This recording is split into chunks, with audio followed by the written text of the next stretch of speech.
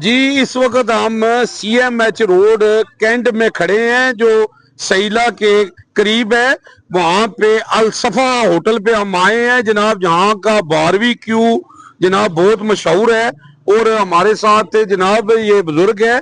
आए इनसे बात करते हैं। यहाँ के ये ऑनर है। अस्सलाम वालेकुम जी। अस्सलाम वालेकुम। हाँ जी, क्या हाल है बुजुर्गो? ठीक हो? ठीक ठाक जनाब। ਤੇ ਬਜ਼ੁਰਗੋ ਇਹ ਮਾਸ਼ਾਅੱਲਾ ਇਹ ਤੁਹਾਨੂੰ ਕਿਸ ਤਰ੍ਹਾਂ ਖਿਆਲ ਆਇਆ ਹੋਟਲ ਬਣਾਉਣ ਦਾ? ਮੈਨੂੰ 50 ਸਾਲ ਹੋ ਗਏ ਨੇ ਕੰਮ ਕਰਦੇ ਇਹ ਕਰਦੇ ਆ। ਕਰਦੇ ਆ। अच्छा माशाल्लाह आपू काम करते? ਆਪੂ ਕੰਮ ਕਰਦਾ ਰਿਹਾ ਪਹਿਲੇ। अच्छा जी, ਹੁਣ ਮੇਰੇ ਬੱਚੇ ਕੰਮ ਕਰਦੇ। सही है। ਜਾਂ 4 ਬੱਚੇ ਨੇ ਮੇਰੇ। अच्छा ਇੱਕ ਬੱਚਾ ਮੇਰਾ ਖਾਨਾ ਕਾਬਾ ਵਿੱਚ ਹੈ। अच्छा माशाल्लाह ठीक है।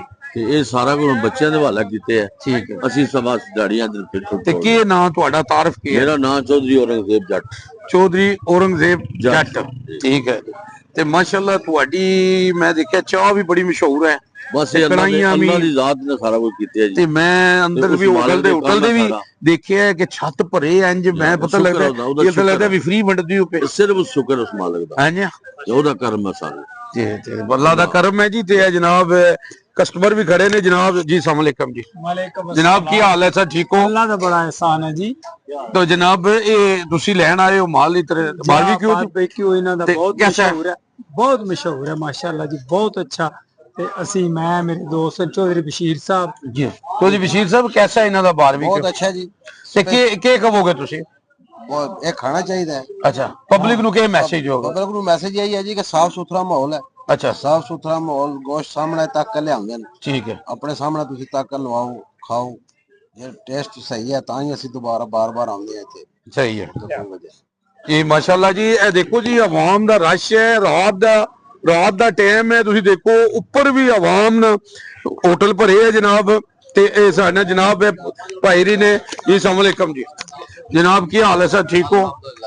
ये ऊपर मुझे बिल्कुल सेम है ਤੁਹਾਡਾ ਛੋਟਾ ਭਾਈ ਹੈ ਜਿਹੜਾ ਉੱਪਰ ਹੈ? ਬਿਲਕੁਲ ਸੇਮ ਹੈ। ਉੱਪਰ ਇੰਟਰਵਿਊ ਕੀਤਾ ਹੈ ਤੇ ਤੁਹਾਡਾ ਕੀ ਨਾਮ ਹੈ? ਕਾਮਰਾਨ ਖਾਨ। ਤੇ ਉਹਨਾਂ ਦਾ ਕੀ ਨਾਮ ਹੈ? ਜਾਜ਼ੇਬ ਖਾਨ। ਤੇ ਮਾਸ਼ਾਅੱਲਾ ਜੀ ਬਿਲਕੁਲ ਸੇਮ ਹੈ ਕਿ ਉੱਪਰ ਮੈਂ ਦੇਖਿਆ ਤੁਸੀਂ ਥੱਲੇ ਹੋ। ਜਾਂ ਬਿਲਕੁਲ ਸੇਮ ਹੈ ਜੀ। ਤੇ ਅੱਛਾ ਕੀ ਇੱਥੇ ਕੀ ਬਣਾਉਂਦੇ ਹੋ ਸਰ ਤੁਸੀਂ? ਸਰ ਇਹ ਮੈਨੂ ਸਾਰਾ ਪਿਆ ਜੀ। ਕਾਫੀ ਸਾਰੇ ਕੋਲ ਬਾਰ ਕਿਸਮ ਦੀ ਕੜਾਈ ਮਿਲਦੀ ਹੈ। ਹਰ ਕਿਸਮ ਦਾ ਬਾਰਬੀਕਿਊ ਤੇ ਰੇਟ ਤੁਹਾਡੇ ਕੈਸੇ ਨੇ? ਰੇਟ ਬਿਲਕੁਲ ਮੁਨਾਸਬ ਹਨ ਜੀ।